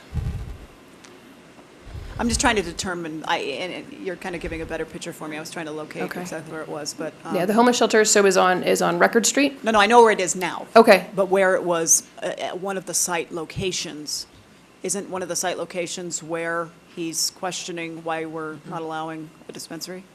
I don't know. Previously, I'm not talking about. And through the mayor, vice mayor, council, and planning commissioners, this is a workshop. So this is staff's attempt at putting some uses within different land uses. If East 4th Street corridor is somewhere you would like to see dispensaries, that's the type of input that we're trying to solicit from you, and that the planning commission can also hear about for tonight. What you did hear from staff was justification why dispensaries were not there, but again, that's at the discretion of this body, these bodies, to look Okay. at that.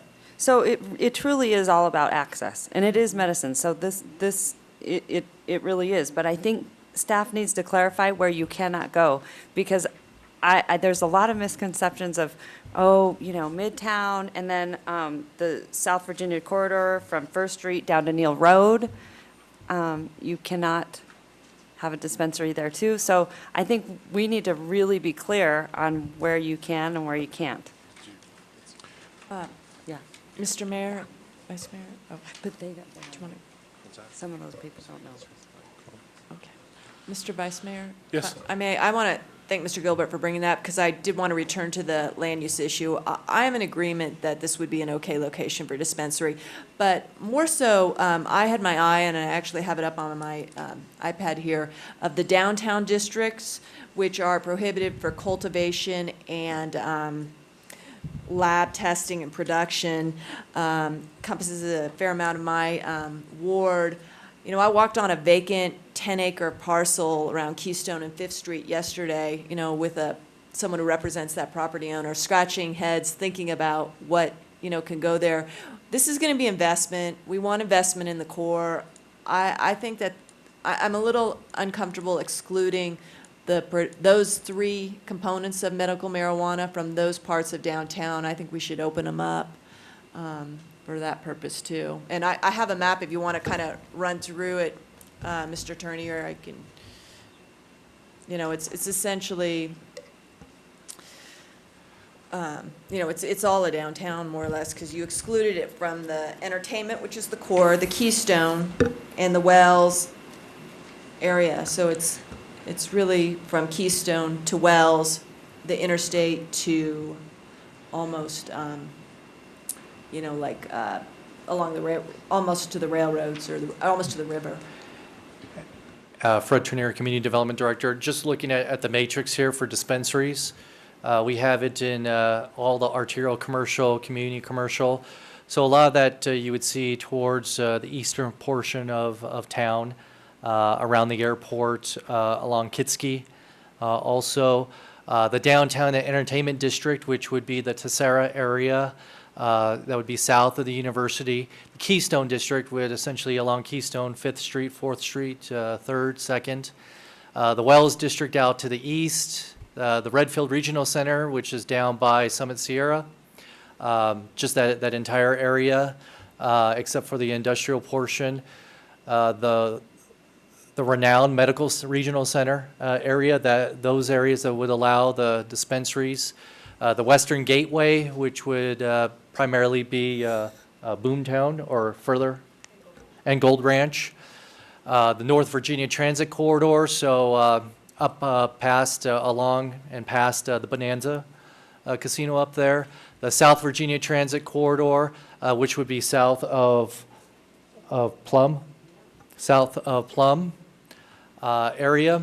West 4th Street Transit Corridor, so that would be along the little flower shops along 4th Street, up there by the Washoe, heading west out towards the River Inn. And the East 4th Street, if we want to include that, we can include that also. And that's just, I'm just walking through a visual with you on that. And I'm just saying also throw those other ones into those 3 downtown districts, I think, too. You know, I've got the map up here, and it's Wells, the interstate to 3rd Street, you know, along that other 4th Street corridor. There's a lot of properties that could use some investment there. And they are distribution warehousing. And those properties tend to bump up against our other jurisdictions. No, Well, this is no, actually but- further in. Well, a little further in, but what I'm saying is, when we get into an accessibility and coordinating with the county and the city, this Oh. actually gives us a bit more flexibility. Yeah, yeah. And again, we're looking for consensus from the city council regarding places here. So if the East 4th Street Transit Corridor is something that you would like to see dispensaries in, we'd like for the council to articulate that so that the planning commission can also hear that. I think that's the message So that's coming. articulated. Mr. Vice Mayor, I have a question for Fred. Commissioner Weisky, Fred, when you were in Colorado, was there a separation, a physical distance between dispensaries and any of the other 3, I'm going to call them processing plants, MM&Es, but do they separate them? I understand what your concern is, or staff's concern. The ones, Fred Trenier, Community Development Director, the ones we did see were physically separated. But they were located everywhere in the downtown and along commercial industrial corridors.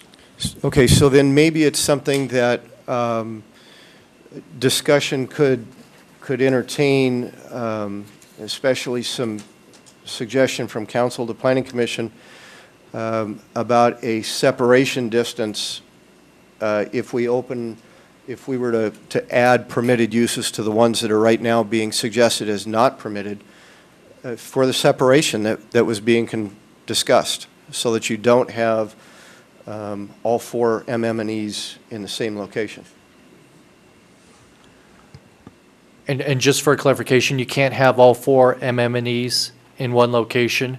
The testing facility has to be separated, physically separated from the facility. But you can be vertically integrated with the other ones. Are you referring more to the dispensaries? Yes. So can we set a minimum? Can we say a minimum distance of X from each other that we could share with our other jurisdictions as a framework? So we don't have them like Starbucks on every, block? You know, I think, from my standpoint, the fact that we're dealing with so few of these licenses, I mean, I don't... I know they want to be, but what if they all say, we want to... Well, but I think that the market's going to dictate a little bit that, if you see one going in, if someone's trying to get a license for one location, just from a business standpoint, I think, since, like I said, you have so few licenses, they're going to want them spread out throughout the community, I would assume. Do they get to share license? In other words, can one applicant see another applicant's site selection? How are they going to know at the outset of where the other 50 applicants desire to have their dispensary? That's what I'm getting at, is how, they may know that once a construction sign goes up or something, but how are they going to know that at the application site? They may choose a different... I think you can make that same argument, though, if you put a distance requirement in and everybody comes in and applies for their licenses at the same time, because the window's so short, and they're coming in to get, they're coming in to get the approval from us. They're not going to know where everyone else is applying. I mean, I think, Yeah. I mean, I just think, I think it's Can they move? I think it's going to be, I think it's just very difficult. It'd be, and then at that point in time, how do you say, if you've got that distance requirement, how do you say which applicant wins?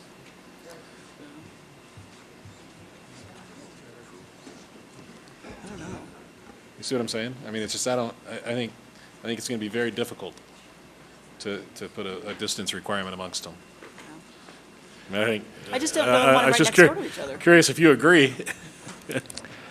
From a, Fred Chenier, Community Development Director, from a process standpoint, they're going to start out with a zoning verification letter, which we're going to be able to verify the measurements and also see if they're in compliance with state law. And it's going to become a first come, first serve on that. So from a distance standpoint, that may be a little difficult to administer just based on the applications coming in. It'd just be a challenge for the applicants not knowing. Okay, I did get another public comment card on public comment that is already closed. Angela Flash. Thank you. For the record, Angela Foos with CFA. I just wanted to make one observation that Hillary brought up that maybe you didn't catch, but the area from First Street, so City Hall, on South Virginia Corridor, all the way down to Neal Road, is prohibited from having dispensaries. So that's a huge swath, which, great, if that's what you want, great, but just want to bring it to your attention. If that's what you want, that's how the code is written now. Ability.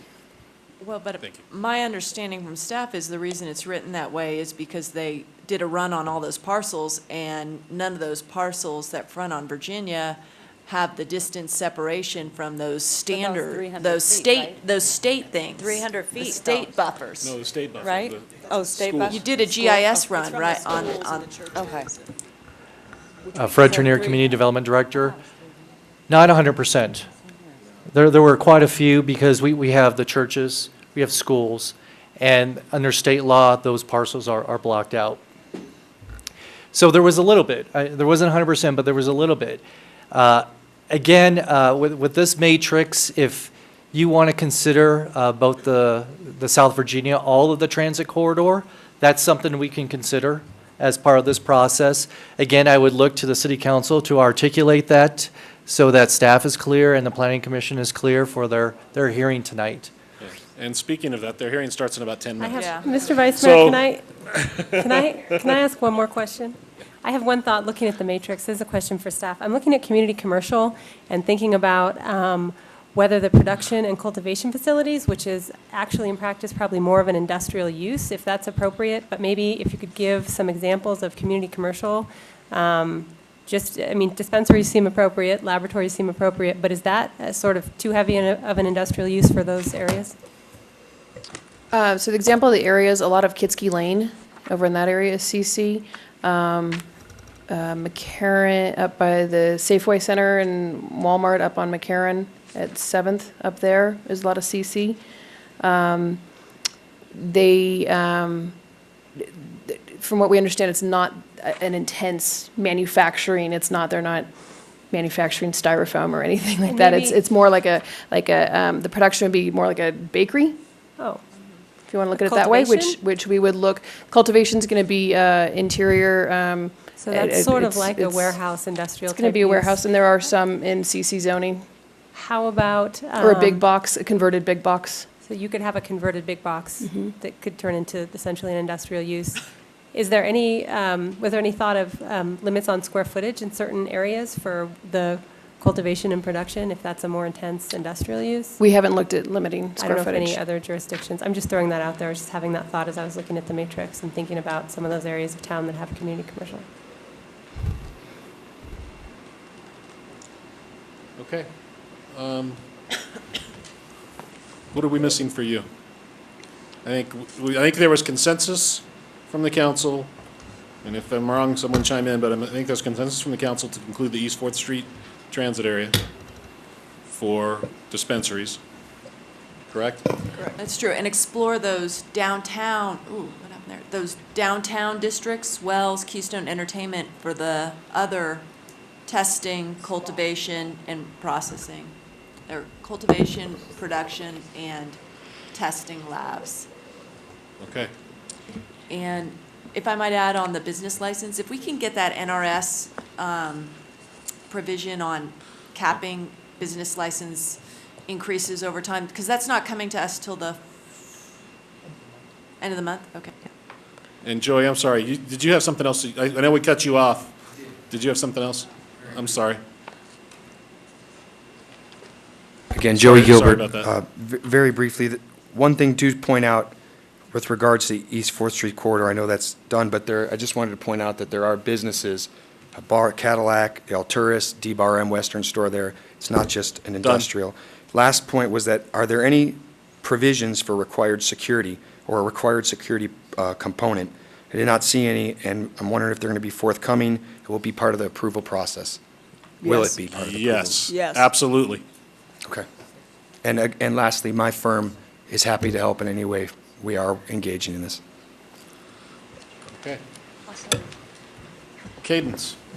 Thank you, Mr. Vice Mayor. For the benefit of the members, in response to the earlier inquiry regarding signage, the statute NRS 453A 356, the relevant provisions, excuse me, do I have that wrong? Doggone it, I've lost my page. Sorry, wrong initial citation. 453A 350, that each medical marijuana establishment must, sub 2, comply with all local ordinances and rules pertaining to zoning, land use, and signage, and that signage must have an appearance both as to interior and exterior that is professional, orderly, dignified, consistent with the traditional style of pharmacies and medical offices, and have discreet and professional signage that is consistent with the traditional style of signage for pharmacies and medical offices. And further, in the regulations, that a medical marijuana establishment shall not use any sign or advertisement unless the sign or advertisement has been approved by the administrator of the division. So there is that initial level of review, and then additionally, through the performance contract, you could place additional restrictions on the signage. Okay. What else do you need from us? Mr. Vice Mayor, I thank you for the correct information. answer would be nothing. Oh, yeah. What we need from you, I would say we've received. I think the folks that have the most imminent work ahead of them would be your planning commissioners, and so, to the extent that they need additional information from the council before they deliver Anything it. else from us? Yeah. And our legal staff has some work ready for them. Okay. Next item is public comment. Seeing none. Anybody want to make a motion to adjourn? Come on, you guys, come on. I know there's some of you that want to say something. Come on. Say it now, forever hold your peace. Okay, got a motion, second? All in favor? No, you already spoke. I'm just kidding. If you're going to do it, you're going to have to do it up here. Sorry, Dwight. Hugh Hempel, Reno, Nevada, for the record. Thank you for your 10 seconds. The chart that Fred put up there a minute ago with the grid, it could disallow the possibility of someone with a large cultivation in an industrial area to have essentially a dispensary co-located. That would be the complete vertical integration model. That's highly desirable. It actually helps security. With safety, right? It's a very desirable model. There are many, many Denver dispensaries that basically sell out of their cultivation facility. And I would encourage Because you're not planning and transporting staff from one to to not another. disallow that outright if possible. I would Right? encourage the planning commission to have that discussion. Can I make a comment about that? I'm sorry I want to go home too. Yeah, go ahead. You have to stay for the planning commission meeting. Do I? Please, Your Honor, release me.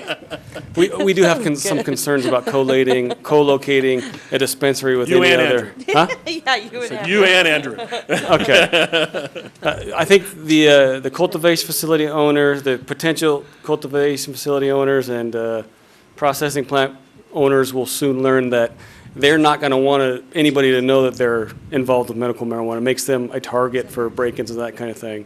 They're going to have enough to deal with the dispensary and making sure that's secure. So we would have a concern co-locating those, just so you know. Okay. Noted. Noted. Planning commission's not that bad, okay? Noted. Okay, we have a motion and a second to adjourn after that public comment.